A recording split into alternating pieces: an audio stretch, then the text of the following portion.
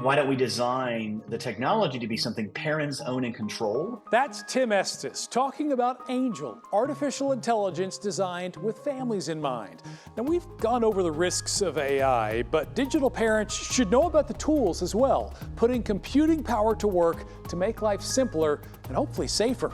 Now, the numbers are overwhelming. According to the Pew Research Center, 95% of teens have access to a smartphone, and 76% of parents say it's a priority to manage the amount of time kids are on their phones.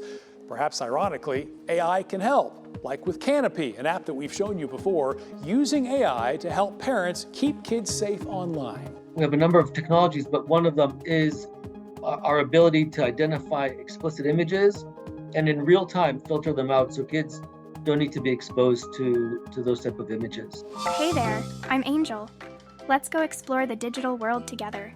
Now that is Angel, and its AI is simple. Kids can interact just by asking a question, like, why is the sky blue? Mark, the sky is blue because of something called Rayleigh scattering. What's really awesome to see is the technology, when applied well, can create a level of communication to make age-appropriate content universal, to make it personalized.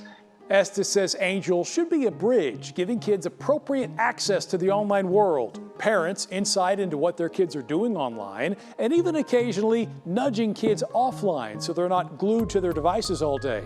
Rethinking apps, so instead of the user being the product, Estes says the product should work for families in a healthy way. AI can be the intermediary that we've been missing for our children online. The important thing is the business model, the tech and its design, the product and its design, and ultimately the authority has to go back to the family. Artificial intelligence for good? Well, developers hope if they do it right, it could force other tech companies to take notice. We have to all come together to have a better generation than what we just gave the last generation, which is not healthy in the end.